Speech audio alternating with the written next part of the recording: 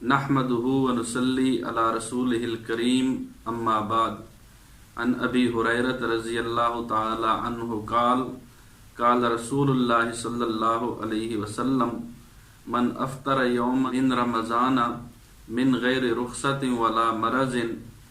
لم يقضه صوم الدهر كله وان صامه او كما قال النبي صلی اللہ علیہ وسلم۔ یہ جو حدیث اس وقت آپ حضرات کے سامنے پڑھی گئی ہے، اس کا ترجمہ یہ ہے کہ حضرت سیدنا ابو ہریرہ رضی اللہ تعالی عنہ روایت کرتے ہیں کہ امام الانبیاء صلی اللہ علیہ وسلم نے فرمایا کہ اگر کسی بندے نے رمضان المبارک میں بغیر کسی شرعی عذر کے اور بغیر کسی مرض کے کوئی روزہ چھوڑ دیا تو اگرچہ وہ ساری زندگی روزہ رکھتا رہے اس روزے کی قضا نہیں ہو سکتی۔ یہ تو اس حدیث کا مختصر ترجمہ ہے۔ اب اس حدیث کی روشنی میں بعض علماء نے یہ موقف اختیار کیا ہے کہ جس بندے کا روزہ رمضان المبارک میں رہ جائے، یعنی کوئی بندہ رمضان المبارک میں روزہ چھوڑ دے تو ساری زندگی روزے رکھنے کے باوجود اس کی قضا نہیں ہو سکتی، یعنی ان علماء کے نزدیک رمضان المبارک کے روزے کی قضا ہی نہیں ہے۔ لیکن دیگر علماء نے اس کو زجر پر معمول کیا ہے اور مسئلہ یہ درج کیا ہے کہ رمضان المبارک میں اگر کسی بندے نے روزہ سرے سے رکھا ہی نہیں ہے تو غیر رمضان میں اس کی قضا کرنا ضروری ہے، اس کی قضا ہو جائے گی، اور اگر روزہ رکھا تو صحیح لیکن بغیر کسی عذر کے روزے کو توڑ دیا، اب رمضان المبارک کے گزر جانے کے بعد 2 ماہ کے مسلسل روزے رکھنا اس بندے کے لیے ضروری ہے۔ یہ رمضان المبارک کے روزے کو توڑ دینے کا کفارہ ہے۔ تو اب یہ 2 ماہ کے مسلسل روزے رکھے گا۔ اگر اس تسلسل میں خلل آ گیا، یعنی 2 ماہ پورے ہونے سے قبل کوئی ایک دن بھی روزہ چھوڑ دیا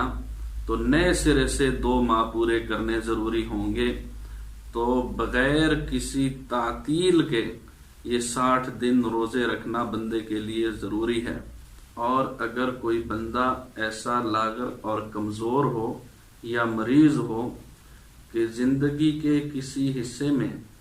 اس کو اپنے اوپر یہ یقین نہ ہو کہ میں 2 ماہ کے مسلسل روزے رکھ پاؤں گا،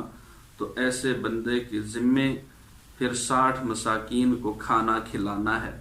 تو یہ رمضان المبارک کی قضا ہے کہ یا تو 2 ماہ کے مسلسل روزے رکھے، اور اگر بالکل ہمت اور طاقت نہیں ہے روزہ رکھنے کی تو پھر 60 مساکین کو کھانا کھلائے، اس سے روزے کا کفارہ ادا ہو جائے گا۔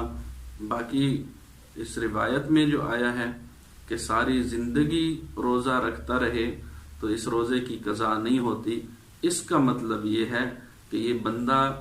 رمضان المبارک کے روزے کی برکات سے محروم رہے گا۔ غیر رمضان کے سارے زندگی کے روزے اکٹھے ہو جائیں، رمضان المبارک کے ایک روزے کی برکات کا مقابلہ نہیں ہو سکتا۔ تو رمضان المبارک کا روزہ اتنا اہم چیز ہے، اور یہ اہم اس لیے ہے کہ جہاں اللہ کے نبی صلی اللہ علیہ وسلم نے ارکان اسلام بیان فرمائے تو سب سے پہلا رکن شہادت و لا الہ الا اللہ، لا الہ الا اللہ کی گواہی دینا ہے۔ اس کے بعد نماز، روزہ، پھر زکوٰۃ اور پھر حج۔ تو اعمال میں سے دوسرا رکن اسلام کا وہ روزہ ہے،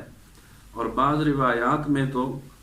دین اسلام کی بنیاد 3 چیزیں بتائی گئیں، کلمہ، نماز اور روزہ۔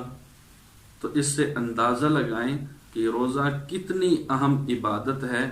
کہ جس کی حیثیت بنیادی ارکان اسلام کی ہے۔ تو کتنا ہی بدنصیب ہوگا وہ شخص جو زندگی میں رمضان المبارک کو تو پائے لیکن بغیر عذر کے وہ رمضان المبارک کے روزے کو چھوڑ دے اور اس ثواب سے محروم رہے۔ لیکن بدقسمتی سے بعض بددین لوگ اس طرح بھی اس دنیا میں موجود ہیں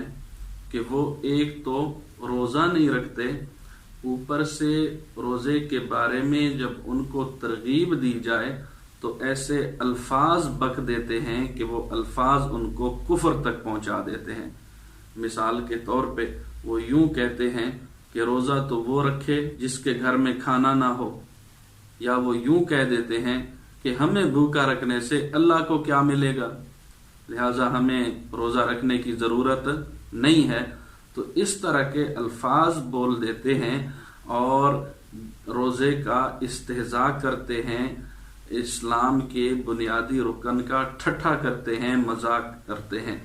یاد رکھنا، دین کے کسی بھی رکن کا استہزاء کرنا یہ بندے کو کفر تک پہنچا دیتا ہے۔ آدمی اعمال میں جتنا ہی کمزور کیوں نہ ہو، لیکن اگر اس کے عقیدے میں شرک نہ ہو، اس نے کلمہ شہادت کا اقرار اور دل میں اس کی تصدیق کر لی ہو، ساری زندگی اس نے کوئی نیک عمل نہ کیا ہو، آخر کار ایمان کی بدولت ایک دن اس کی بخشش ہو ہی جائے گی۔ لیکن وہ بندہ جو کلمہ بھی پڑھتا ہو لیکن عقیدے میں شرک ہو، یا وہ دین اسلام کا ٹھٹھا اور مذاق کرتا ہو، پھر چاہے وہ جتنے بھی اعمال کرتا رہے، اس کے اعمال کا کوئی فائدہ اس کو نہیں ہے، اس لیے کہ دین اسلام کا ٹھٹھا اور مذاق کرنے کی وجہ سے وہ دائرہ اسلام سے خارج ہو گیا ہے، اور جو بندہ دائرہ اسلام سے خارج ہو جائے اس کی بخشش بالکل نہیں ہوتی۔ تو آج کی گفتگو کا اس حدیث مبارکہ کی روشنی میں خلاصہ یہ ہے کہ رمضان المبارک کا روزہ بالکل نہیں چھوڑنا چاہیے، معمولی عذر کی بنا پر اس روزے کو چھوڑنا نہیں چاہیے، بلکہ اس روزے کو رکھنا چاہیے، اس کی برکات کو حاصل کرنا چاہیے۔ روزے دار کا یا روزے کا ٹھٹھا اور مذاق نہیں اڑانا چاہیے، اور اگر کسی عذر کی بنا پر ہم روزہ نہ رکھ سکیں تو کم از کم احترام رمضان ہم ضرور کریں، علل اعلان کھائیں پیے نہیں، کیونکہ فقہاء نے اس بات کی تصریح کی ہے کہ جو بندہ رمضان المبارک میں علل اعلان کھاتا اور پیتا ہے، حکومت اسلامیہ کی ذمہ داری ہے کہ وہ اس کو قتل کر دے۔ لیکن اگر اسلامی حکومت اس کو قتل نہ کرے تو عوام الناس کی